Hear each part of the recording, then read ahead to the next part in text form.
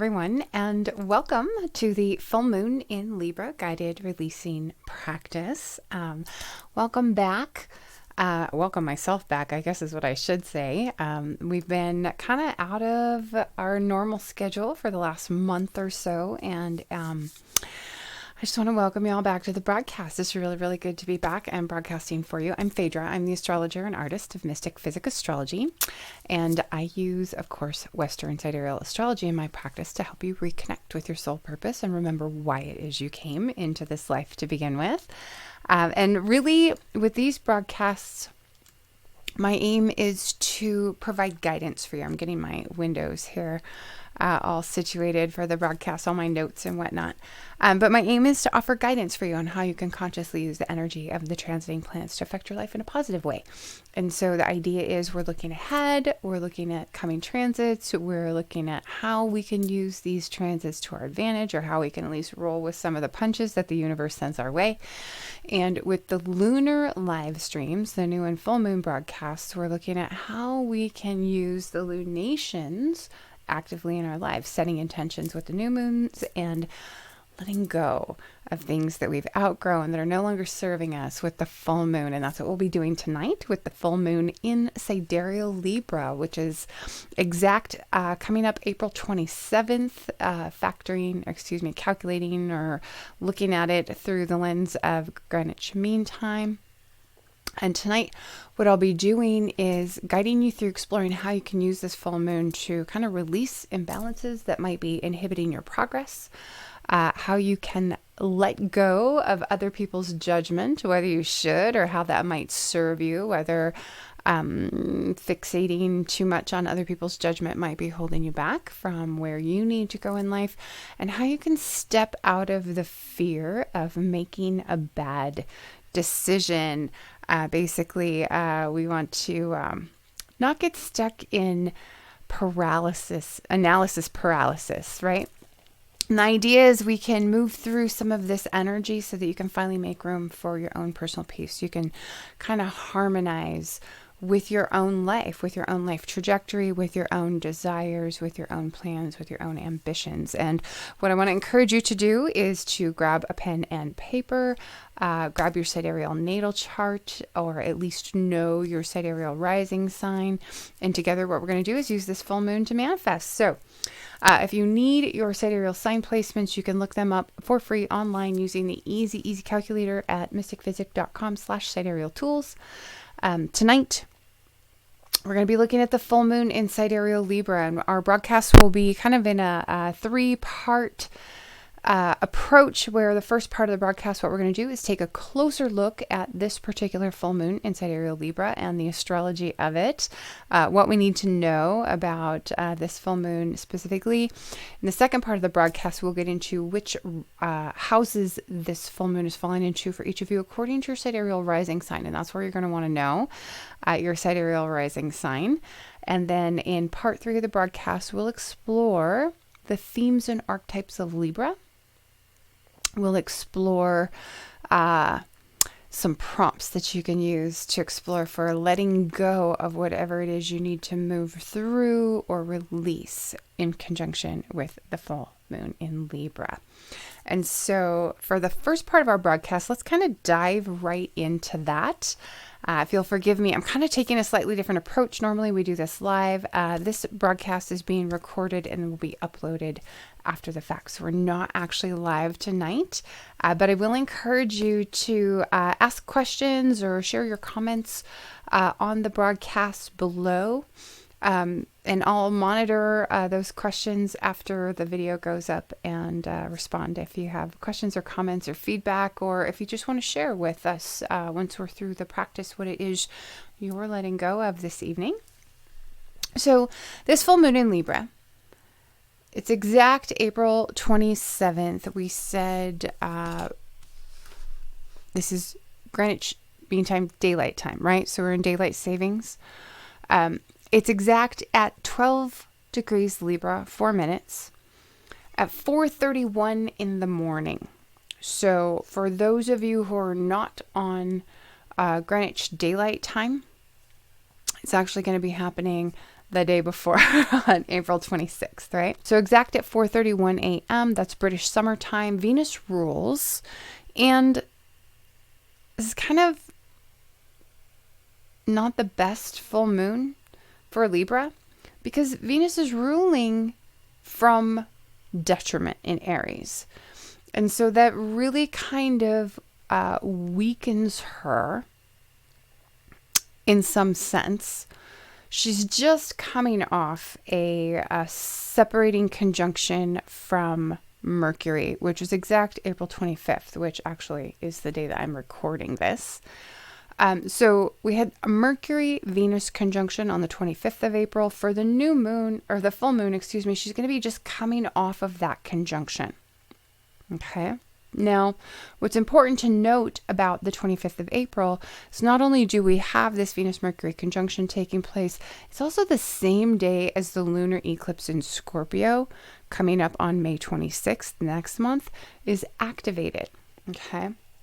And so events that take place in this time frame in the days leading up to this full moon may relate to the late May Scorpio eclipse for those of you for whom that eclipse is going to be activated. And I'll invite you to stay tuned to the channel, stay tuned to the Patreon feed, stay tuned to the emails if you're signed up to get emails, because I will be doing a video about the coming eclipse season and what you need to know about those eclipses, what they're going to look like, what they could bring up for us, and what days they're going to be activated, both in the 2 months before, but also in the 2 months after, right? Because we know that eclipses have this window of effect, plus or minus about 60 days before or after the eclipse is exact. So eclipse season, we're already in. It began in April, and it's about a 5-month-long window where this pair of eclipses could be affecting us. And that's what some of you will be experiencing in the days around this full moon, because that eclipse is activated on the 25th, which is just a couple of days ahead of the full moon itself. Okay. Now, a thing to note about Venus being in detriment is that makes Mars her dispositor, right? And Mars is out of bounds right now. And Mars out of bounds is kind of a challenging situation. And I didn't put my notes on that in here, but hold on, because I may have some of those notes handy, to be honest, about Mars out of bounds. Let's see if I have them. So Mars out of bounds, the way this manifests for us. So out of bounds, let's talk about what that means just briefly. This is when a planet is traveling north beyond the Tropic of Cancer or south beyond the Tropic of Capricorn, right? So the Tropic of Cancer, the Tropic of Capricorn, these are determined by the furthest north and furthest south latitudes that the sun travels in the course of a year, right? So from the height of summer to the depths of winter, and that, of course, that perspective is relative depending on which hemisphere you live in, right? But when a planet travels beyond these 2 points, they're considered out of bounds. Right? So beyond 23 degrees, 27 minutes north or south declination is how we measure that. And what happens when it's Mars out of bounds? So an out of bounds planet in general just kind of marches to the beat of their own drum. It's kind of a maverick kind of energy. You've ever heard the expression in the English language, beyond the pale? That's really how they kind of behave. So you look at the fundamental nature of a given planet, and during out of bounds travel, it is altered in the sense that the planet is kind of behaving in ways that we would consider beyond what's acceptable, beyond what's socially acceptable, right? And so when we're talking about Mars, that can mean that we're more headstrong. We're more driven, right? Because Mars is our drive, it's our energy, it's libido, right? And not necessarily just like sexual libido. It's libido in the full sense of the word. So we're more driven, we're more ambitious, our courage runs higher, and we can be more willing to be brave and to step into this place of courageousness. But it means that we can also be more self-centered, more impulsive. We can be overly aggressive in ways that might be uncharacteristic for us. We're more likely to pick fights, right? And out of bounds, he can influence us to overreact in rash and perhaps uncharacteristically violent ways, right? So we tend to pick fights unprovoked. We overreact in anger. So just be aware of this tendency during Mars's out of bounds travel, which is going to last until late May, I believe the 24th. And this is a time when you really kind of want to cultivate patience. You want to cultivate compassion for yourself, and you want to try to step into the more noble and courageous characteristics of Mars when you can. But just understand that this is going on and it's affecting all of us, right? So if you find yourselves picking fights on social media and you're like, whoa, where's this coming from? This isn't like me. Well, this is partly why, right? Because your Mars is being activated in this way that might be uncharacteristic for you. Okay. And so it's a good time to practice forgiving and forgetting. But what you need to keep in mind is, because Mars is the ruler of Aries, and Aries is where Venus is placed for the full moon as our ruler with the full moon in Libra, this kind of compounds Venus and Aries' tendency to be self-centered and selfish, right? And so that flavors our experience of this full moon, okay?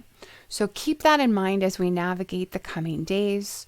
And I will say that because this is Venus in detriment, behaving in this way can be detrimental to us. It's not necessarily always a negative to be focused on your own needs, wants, and desires, right? Sometimes we tend to over-focus on the other party and their needs, wants, and desires to our own detriment, right? And so this is a balance that you're going to want to try to strike in the days around this full moon.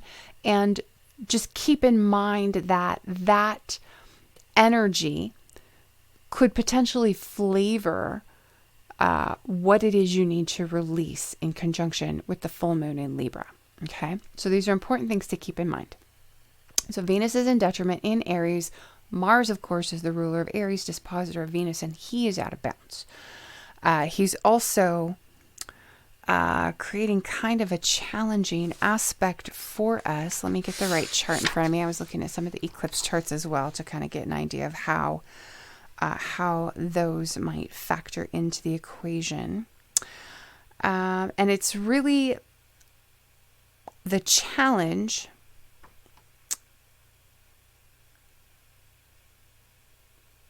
is that we have Neptune transiting the 12th house of this chart for the full moon. So he's opposing the descendant from the 12th house. And we have Mars squaring the transiting descendant from the 4th house. And so this speaks to some potential relational challenges, keeping in mind it's a full moon in Libra, right? That could potentially involve hidden deceptions, okay? Or disappointments that maybe we're not conscious of yet, but that will likely be coming into our consciousness at some point here in the not too distant future. And the reason I say the not too distant future is that oftentimes these are revealed to us during Neptune's annual retrograde transit, and that will be coming up beginning, I believe, next month. I don't have the date right in front of me, but just a thing to kind of keep in mind. This is kind of an ugly and uncomfortable full moon in the sense that we also have Uranus tangled up in the full moon lunation itself, widely conjoining the sun and opposing the full moon itself. And then we have Saturn making a T-square aspect to the full moon itself from Capricorn. So we're talking about cardinal signs. These are very passionate signs. They're active signs. They're initiatory signs, right? So there's the potential here for dealing with a degree of conflict, a degree of frustration, obstacles and limitations that we might recognize are getting in the way of what we want, holding us back from what we want. And then also sudden upsets or disruptions triggered by Uranus himself. And we're going to talk about Uranus's involvement here in a little bit more detail in just a few moments. So Venus in detriment, Mars out of bounds, this Sun conjunct Uranus aspect. I want to talk about these conjunctions and oppositions to Uranus coming up because they're important, and there are some days you're going to want to keep an eye on, both before and after the full moon proper. Sun conjoining Uranus is going to be exact on the 30th of April. It'll be at 7:46 in the evening, British summertime, which is Greenwich Daylight Time, right? The full moon opposing is going to be exact just a little over 4 hours after the exact full moon. So we'll likely feel the lunar opposition to Uranus in time with the full moon itself, right? And then just ahead of the full moon, we've had Venus and Mercury also conjoin Uranus. And so this puts this very kind of spontaneous energy into play with the full moon, but it also can suggest abrupt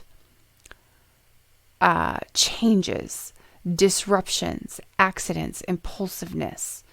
And so these are energies that may not necessarily play out in such a good way, where Uranus is in Aries, Venus in Aries, Mars is dispositing both of them. He's out of bounds. Mercury is also in Aries. So this is very fiery, headstrong, impulsive, aggressive, and potentially confrontational type of energy that's in play with this full moon. So keep all of that in mind. And then again, as I said, this full moon activates that lunar eclipse in Scorpio that takes place on the 26th of May, coming up next month at 10 degrees, 24 minutes of Scorpio. So definitely take a look at your sidereal natal chart. If you have a personal point or a planet near 10 degrees, 24 minutes of Scorpio, you could potentially feel whatever that eclipse activates for you. You could potentially be feeling some of that energy be activated in the days just going into this full moon, right around the 25th or so. Okay. And all of this, as if that's not enough, all of this is taking place just as Pluto is stationing retrograde in sidereal Capricorn.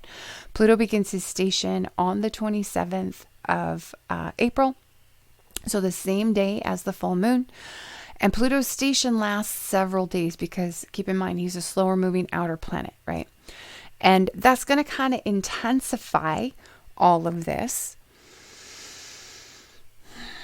and make for, I think, all around a particularly memorable full moon, and one where we may want to be careful about letting our own emotions get out of control or get the better of us, okay?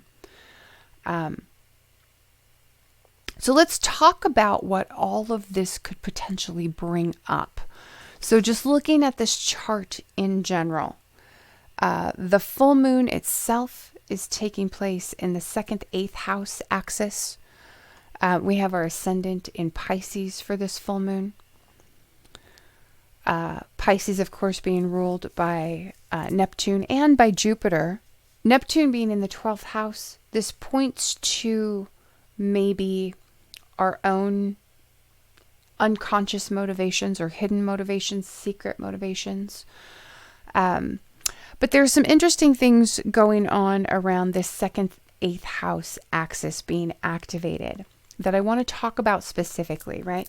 So this could potentially suggest or indicate a sudden realization of a change in our personal values, what's important to us, our priorities, the values of a partner. This would be the 8th house being activated, and that's where the moon is going to be in Libra. So that's relative if you have one, or if for some reason you are needing access to or seeking access to the resources of someone else, even if you don't have a partner, right? It could indicate a sudden change of heart. This is Venus's influence and the aftermath of the Venus-Uranus conjunction, which took place on the 23rd of April. Or potentially a stroke of insight into a family dynamic or into the motivations of the other party, if there's another party involved in the events taking place for you at this full moon. Okay. This is suggestive of potentially, let's see if we can get our camera in focus here. Sorry about that. This is suggestive of potentially sudden financial changes related to earnings or related to access to another person's resources or other resources that you don't have at your disposal but that you need. It also potentially suggests sudden changes of ownership, keeping in mind the second house rules possessions, right? This could, or it could indicate sudden expenses that come up. It suggests that obstacles and insights into how to overcome them may come into focus at this time. That the true cost of delays may become apparent. If you've been dealing with delays, or if you've been dragging your feet about something, if you've been getting in your own way, if you've been hesitant to make a decision, if you've been hesitant to make a commitment or to choose a path forward, the true cost of those delays may become apparent to you kind of suddenly, like a stroke of insight around them. Focus and attention is really on what we want as individuals and what is standing in the way of attaining what we want. Okay? So we may be much less interested in the wants or desires or needs of others at this full moon. Or we may become aware of what our focus on fulfilling the needs of others has cost us over time. If we have focused on fulfilling the needs of other people in our lives at the expense of fulfilling our own, right? Family discussions or negotiations could be taking place for some of you, or dialogue with or involving a parent or parents.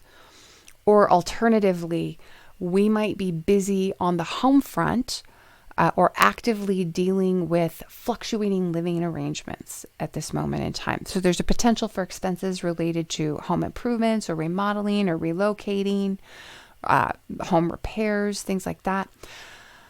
Now, one thing I want to flag, and this relates to the moon being in Libra in the 8th house and Uranus opposing. Attempts to manipulate the outcome of this full moon could backfire.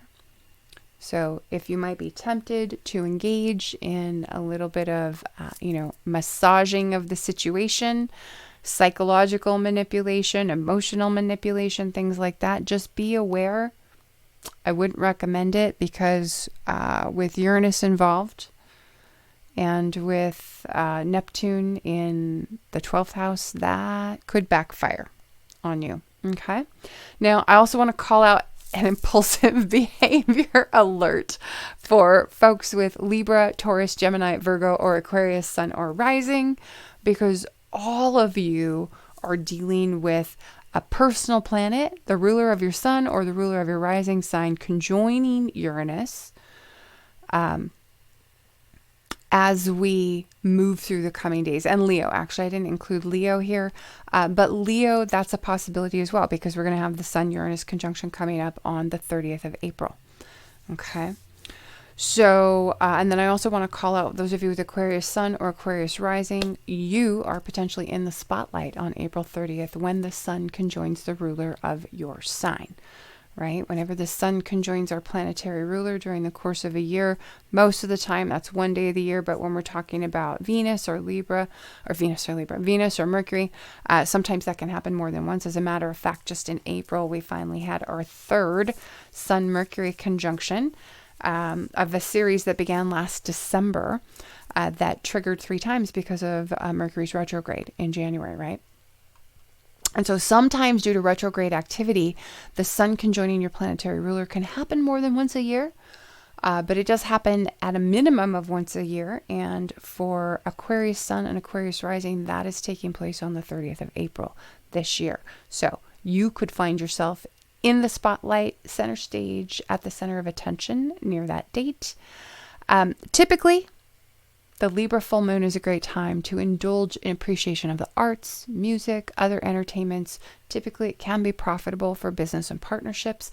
And with all this 2nd and 8th house activity, there's the potential to tap into that. You'll just want to be quite discerning in how you go about doing that with all of the potential disruptive activity of Uranus and of Mars being out of bounds. So just be aware of that. Okay. And I do want to invite you, because we are coming into eclipse season proper. You can sign up at the website at mystickphysick.com for an eclipse insights reading and to get personalized guidance on navigating the coming eclipse season. You can reserve your spot today. You'll get a 30-minute reading with me where we'll sit down over video and have a look at your chart and how either eclipse, your choice, could be interacting with your chart, whether or not you're going to have activity touched off for you personally, and how that activity might play out, what you might want to watch for, what you might want to prepare for. So you'd have a chance for me to take a look at your chart in connection with the eclipse that you're concerned with. And I would encourage you, once I release the video, have a look at your natal chart and see whether or not you have a personal point or a planet making contact with either the full moon in Scorpio eclipse on the 26th of May or the new moon in Taurus eclipse on, I believe, June the 10th. And if you have personal contact with either of those eclipses, then this would be a really good idea for you to book one of these readings with me. But we would take a look at your chart in connection with whichever eclipse that you're concerned about. We'll explore it in more depth. It's about 20-30-minute reading. Gives you the opportunity to ask questions, to learn more about astrology. And we can go from there. But it just allows you to get personalized insight into how one of these upcoming eclipses could affect you personally. So if you are interested in that, you can book an Eclipse Insights reading at the website and work with me as your astrologer. Okay. If you have questions about any of the activities surrounding this particular full moon directly, pop them in the comments and I will respond to your questions on those topics. That really wraps it for part 1 of the full moon in Libra guided releasing broadcast. We're going to move on now to part 2, where we explore the themes of each house as it affects you for this full moon, depending on what your sidereal rising sign is. And so diving right into the houses, if you have Aries rising, of course, this is a 7th house full moon. So this affects you in your partnership and marriage house. Also relates to business. The 7th house does, right? It can touch on your relationships with other people in general, or how you behave in relationships, how you interact with the other, right? And that includes open enemies and rivals. The 7th house rules open enemies and rivals. And the 7th house also tends to speak to what we reject about our own selves personally and what we tend to project onto the other party. And that is really related to when we're talking about the descendant specifically.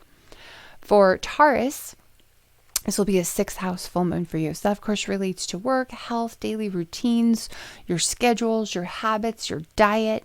Can involve pets and employees if you have those. When we have a full moon in the 6th house, especially around diet and habits, it's a good time for letting go of a bad habit. So Taurus rising, if this is you, if you have a bad habit you'd like to eliminate from your life, you can release it in conjunction with this full moon. Or if you're wanting to clean up your diet, the full moon is a good time to be eliminating things that you know are not healthful for you. from your diet. If you're wanting to add in healthy foods, do that at the new moon in your 6th house. The full moon, this is when you want to be eliminating foods that are not conducive to good health for you. And of course, for each of us, those can be very specific foods. Everybody needs a different diet, and we respond differently to different foods, right? For Gemini, this will be a 5th house full moon for you. So, of course, the 5th house relates to creativity. It relates to children. It relates to love and romance. Things that we do for fun and pleasure, right? Activities that we enjoy. And so that can include hobbies. It can include sports. And it also, when we're talking about the 5th house, includes risk-taking, gambling, things like that, right? For Cancer, this is a 4th house full moon. So this has to do with, of course, what Cancer naturally rules. Home, property, family, the parents, either one or both of them, right? Real estate. So for Cancer folks, have your eye on those themes. For Leo, it's a 3rd house full moon for you. So this relates to travel and communication, especially local travel over short distances, local communication, communications that are happening within your own community, within your own peer group, siblings, neighbors, aunts, uncles, cousins, so your extended family. And it also relates to immediate environment. And then, of course, keeping in mind that the 3rd house, Mercury, this also has to do with commerce, right? The exchange of goods and services. For Virgo, it'll be a 2nd house full moon for you. Earned income and expenses, wealth, possessions, movable assets, money that you earn from the work that you do in the world. For Libra, oh, you know what is missing here? 2nd house also rules your values, right? Your priorities, what's important to you, and your sense of self-worth. And so if you have Virgo rising, if you're wanting to do releasing practices around any of those topics, those would be a good fit for tonight. For Libra, this will be a 1st house full moon for you folks. Appearance and self-expression, personality, identity, the physical body, the way you show up in the world, the role that you play in the world. Okay. So sometimes when we have a full moon affecting us in the 1st house, it may be that a role that we have been playing or filling may be coming to an end. But that usually can mean that there's an opportunity coming up down the road to step into a new role, maybe that suits us better. But this would be a role that you've outgrown, that's no longer serving you, right? For Scorpio, this will be a 12th house full moon for you, which of course relates to privacy and seclusion. It relates to spirituality, the unconscious mind, your unconscious beliefs, your escapist tendencies, your addictions, things like that. It can also relate to solo projects. And so if you are Scorpio rising, if you've been working on a solo project, or if you've been working on something in behind closed doors, so to speak, you may find yourself putting the finishing touches on that in the days around this full moon. For Sagittarius, this will be an 11th house full moon. So that relates to friends. It relates to social activity, organizations, clubs, associations that you belong to, works that you do within bigger organizations like corporations. And it also relates to your hopes and dreams. Okay. And then for Capricorn, this will be a 10th house full moon for you. So this has to do with career and achievement. It has to do with awards, recognition, fame, status, and reputation.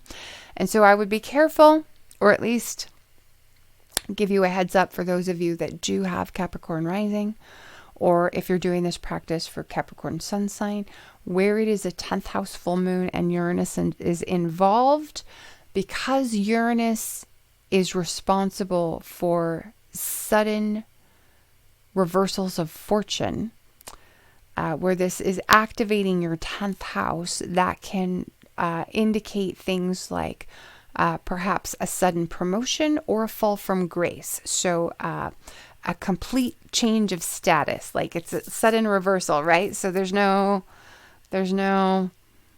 wishy-washiness about, it's just the opposite kind of thing. So just keep an eye on that. And if you've been riding high career-wise, just be very careful. Keep your nose clean, as they say, right? Don't do anything too impulsive or rash or radical, because it may bring about a downfall or a fall from grace. Okay. For Aquarius, this will be a 9th house full moon for you. So, of course, this has to do with international affairs, right? It's the opposite of the 3rd house. So it's long distance travel, long distance communication, mass communication even. Things like publishing and broadcasting. Legal or higher education matters are also 9th house matters. What else? Oh, Pisces, finally. Pisces, this will be an 8th house full moon for you, which of course relates to other people's money, right? The resources that other people's have, which are at your disposal or which you need. It can also relate to things like investment earnings, insurance, taxes, and it could be insurance or taxes that are being paid out to you in the form of refunds or insurance claims, or it could be money that you owe in taxes or insurance premiums that you're paying.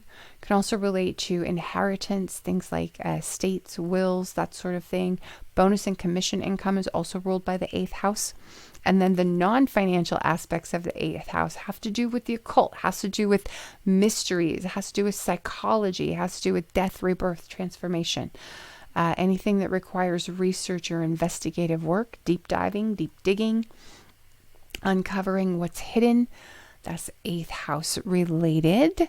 If anyone has any questions about the houses or about their rising sign, go ahead and let me know in the comments below. And then we'll move on to our conversation about Libra in part 3. And so Libra, scales, right? I'm going to make a note here. I don't know why this isn't in here. Libra.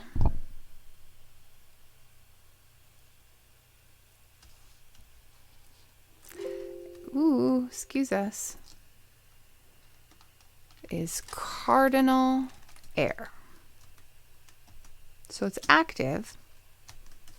Air is mental, right? As an element, cardinal, active air, that's shifting, that's windy, right? If you want to conceptualize it from the perspective of the quadruplicity and triplicity to which it belongs. So this is active air. It's a moving air, air that's in motion, air that's headed somewhere. It has purpose, it has direction, it has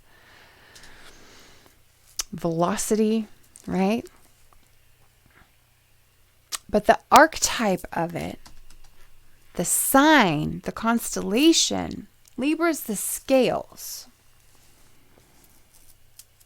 So it relates to balance and equilibrium. And balance and equilibrium naturally result in harmony, right? So Libra as a sign, as an energy, as an archetype, is cognizant that all that exists on a continuum. And you can't pick up one end of the stick without picking up the other, right? So if we use my pen, for example, I can't pick up the writing end without also picking up the non-writing end, right? If we wanted to give you an example, if this pen were representative of the continuum of wealth, and one end is poverty and the other end is riches, you can't pick up the riches end without also picking up the poverty end. Likewise, you can't pick up the poverty end without also picking up the riches end. If you want to use and that is a very Venusian theme, the theme of wealth and money, right? Or you could look at it in the spectrum of love and hate. It's all one very passionate, intense emotion, intense attraction versus intense revulsion, right? But you can't pick up one end of the stick without picking up the other. Everything exists on a continuum, right? So everything is polarity. Everything is duality. It's yin and yang. And each end of the continuum informs the other end. It gives the opposite end of the continuum meaning, right? And so, for instance, if we were to take away evil, good loses its meaning. If you take away wealth, poverty loses its meaning. If you take away love, hate loses its meaning, right? Libra is also about commitment, especially commitment to a partner or to the other, the thing that is not us, right? And so part of what we want to be exploring with tonight's releasing practice is, where are you avoiding commitment? This might be a good time to get out your pen and paper. All right. For what you're letting go of with tonight's releasing practice. Choices. Two choices, two ends of the spectrum, two ends of the pole, two ends of the continuum. Where are you on the continuum? In which direction are you headed?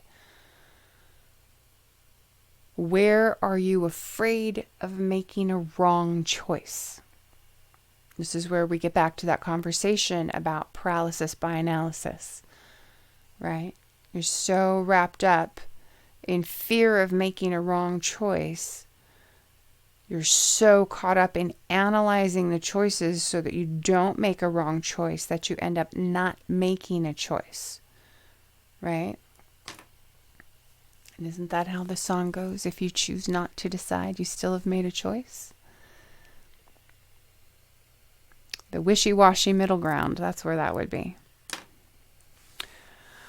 Where and in what ways do you repeatedly find yourself playing devil's advocate?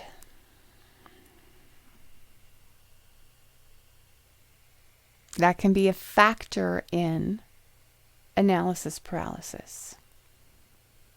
And this full moon is an opportunity to release your fear of making a wrong choice. Okay? What is keeping you from balance and harmony in this part of your life? What is the obstacle in the way of that? Or what is the limitation that you perceive to be keeping you from that? What can you let go of or release that would allow you to find balance, that would allow you to find peace, that would allow you to find that harmony?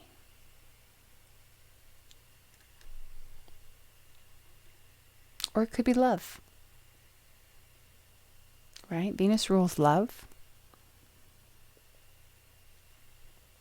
Are you being superficial or overly concerned about appearances? Can you let go of your attachment to what other people think?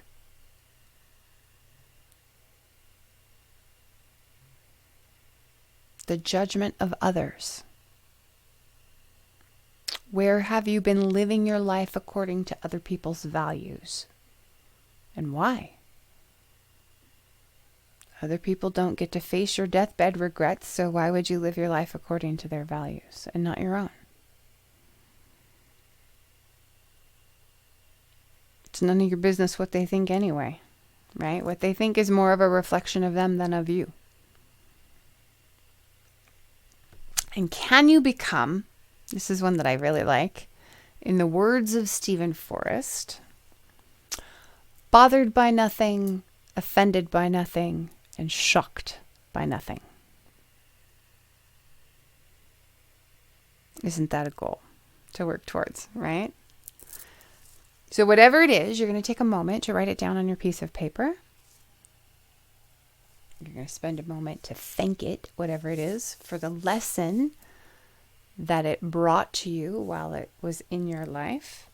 And you're going to state aloud to the universe or God or whatever it is that you connect with most directly, your intention to release it from your life or from your experience, right? But first, what we're going to do is we're going to write it down.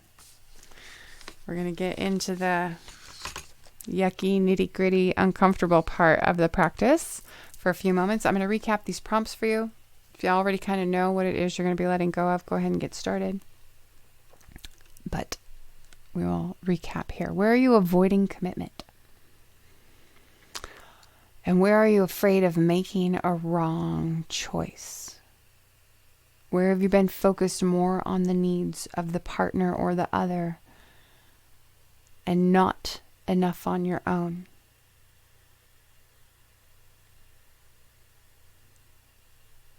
Right? This is about finding where the partner or other ends and you begin, where you end and the other begins. Right? There has to be balance between those two things. And if there's not balance, what happens? We end up in disharmony. Disharmony is arguments, it's fights, it's resentment. We don't want that. Where are you afraid of making a wrong choice or suffering from paralysis by analysis? Where do you find yourself repeatedly playing devil's advocate? What fear can you let go of with the full moon? What's keeping you from balance and harmony in this part of your life? What can you let go of or release that would allow you to finally find peace and balance and harmony? Or move into that space of it? Are you being superficial or overly concerned with appearances? And can you let go of attachment to what other people think regarding whatever that issue might be for you? So whatever that is, take a moment, write it down. While I write it down for myself. Oh my goodness.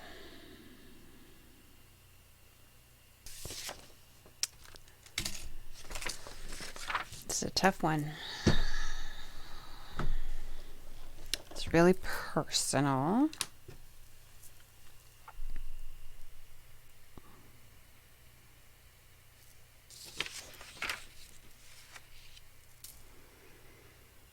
Feeling weird about sharing it.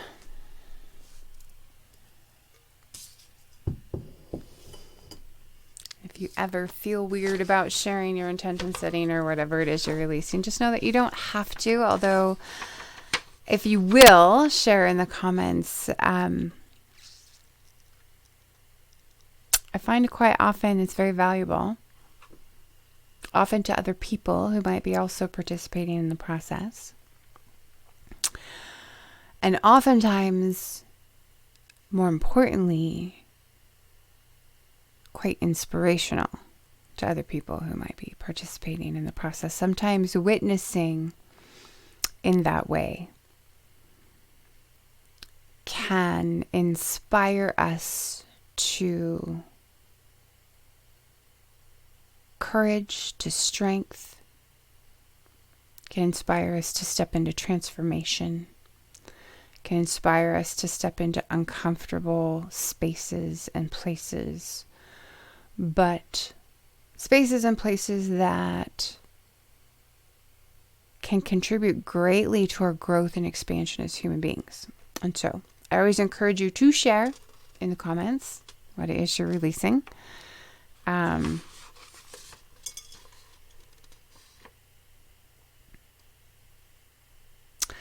Yeah, this one's tender for me. I have Gemini rising, so this is a 5th house full moon, of course, which relates to creativity and children, which has been a strong theme in my life, especially in the last couple of years.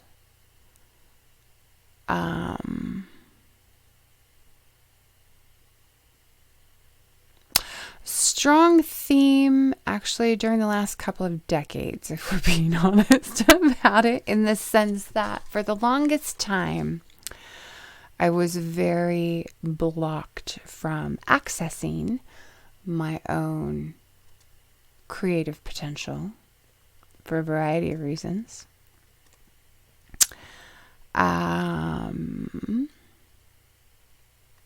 And then a couple of years ago, I had a most incredible experience relating to womb healing that I was allowed to undergo very kind of impulsively, kind of spontaneously, really unexpectedly, which really kind of reignited this desire for reconnecting with my own creative potential and reignited my own desire to have children, which I have never done.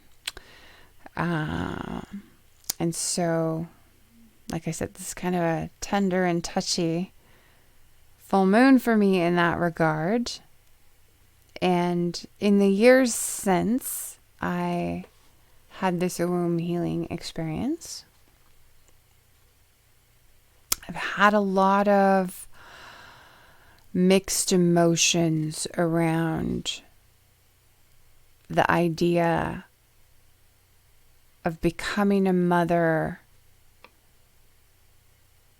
decades beyond when most people who have that experience. A lot of discomfort around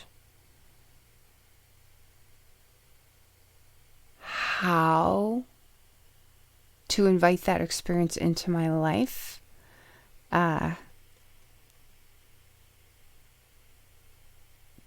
Given all the variables, all the unknowns, potentially standing in the way between me right now and the manifesting of it, right? I mean, generally, having children requires a partner. Generally, having children, there's lots of other things that have to line up into place, right? And so what I'd like to do with this full moon is to release some of the fears around the experience of having children, and especially fears around judgments, and hopefully using the opportunity to release these fears as a way to create space to invite the experience into my life, perhaps through non-traditional avenues, right? I want to open up as many potential opportunities to invite the experience into my life as possible, right? Just to increase the odds potentially that I'll be able to experience it, to enjoy it. And I feel like the more judgments and limitations and obstacles that I can move past or release or overcome, the more opportunities I can open myself up to. And just, give the odds a little help. And so what I wrote is that, bear with me here, that I release the fear of other people's judgment around this concept of motherhood, having children, especially as it relates to my age, around being older when entering that particular phase of life, that I release my fear of other people's judgment around ideas, notions of single motherhood, right? Because generally a partner's involved there, right? But I don't have a partner in my life right now.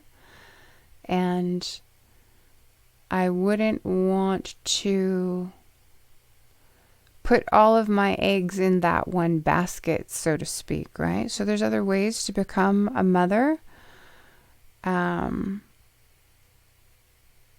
Things like in vitro fertilization or donor sperm or things like that, right? And what I want to do is release any fear of judgment that I might be holding energetically around those alternative ways of exploring motherhood, of accessing motherhood and childbearing.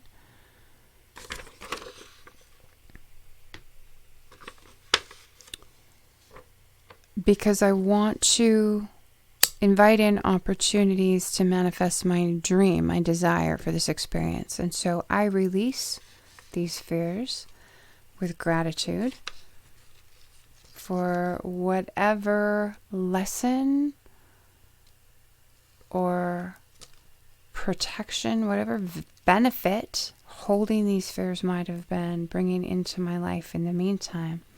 I will release them with gratitude and with love.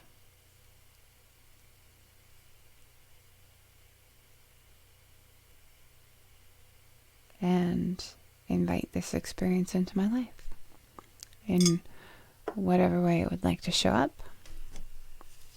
And there it is. If you'd care to share in the comments what it is that you're letting go of with the full moon in Libra, I invite you to do that. And as you state aloud what it is you're letting go of, state it with your intention to release it with gratitude and appreciation for what that brought to your life when it was there, right? Because everything that stays in our life stays because there's a lesson that it holds for us. And we can release it and retain gratitude for that lesson that it brought. If you burn your paper, please burn it in a fire-safe place. Do it in a fire-safe manner. You can also tear it up. That works too. And please share in the comments if you like. Don't forget, you can catch these broadcasts now as podcasts through anchor.fm/Mystick Physick. It's available on, I think, half a dozen different podcasting platforms, and I'm sure your favorite is included. Also, catch me for the next Sidereal Insights Astro update on Sunday, May 2nd for updates on current sidereal transits and how you can best align with them and let them work for you. Please stay tuned. I may or may not do a, excuse me, my autofocus. It's not quite working right. I may or may not do an update broadcast for the Sidereal Insights program. We've missed the last two, I think, of those. And we've missed both the last new moon and the last full moon, the one in Virgo and the new moon in Pisces. My intention is, because I did have notes for all of those broadcasts ready in advance, I just did not end up recording them, and I do apologize. I apologize. That's all I can say. I was not in the right place, the right headspace, the right emotional place to be able to be present for you all in the past month. I will own that. It was not intentional on my part. I will say that up front.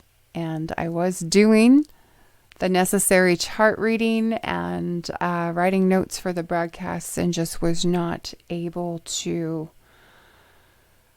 get to the point of getting them recorded and uploaded for you. And I do apologize for that. And because I do have the notes, what I would like to do is go ahead and get them uploaded. Granted, the lunations are over. Some of the transits that I would have talked about are past. However, some of that material still may be meaningful and useful for some of you. And if that is the case, I would like you to have access to it. And so hopefully here in the not too distant future, I'm hoping maybe through the remainder of this week, I should have the last of what I intend to recorded and uploaded for you, and links available for you. And that way, if you find that you do need the information included in those broadcasts, it'll be available for you. So stay tuned for that. I may not record both of the skipped Sidereal Insights Astro Updates. However, what I may do is just wrap the discussion around those past transits into the coming broadcast, which is due for you May 2nd, coming up. I haven't quite settled on how I want to approach that, but there have been some important transits that have taken place in the last month that I did want to talk about and bring to your attention. So hold tight on that one, but I will be uploading for you the full moon in Virgo releasing and the new moon in Pisces intention setting.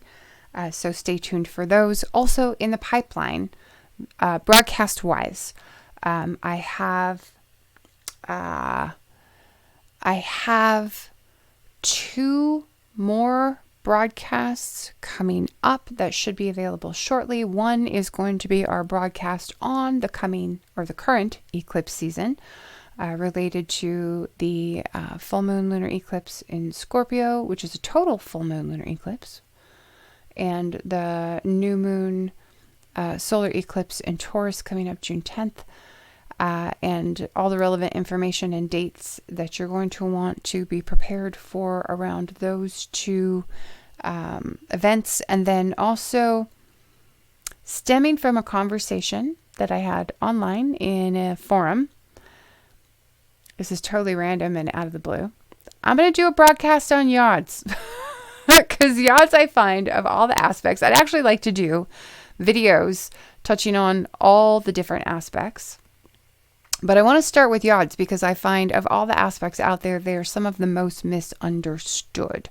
And I would like to clear the air and offer you clarity and guidance around yods and what they are and how they work, because it's, I guess you could call it a little bugaboo of mine that they are so misunderstood. A lot of people really don't understand what exactly is a yod, and a yod has a very tight and narrow definition.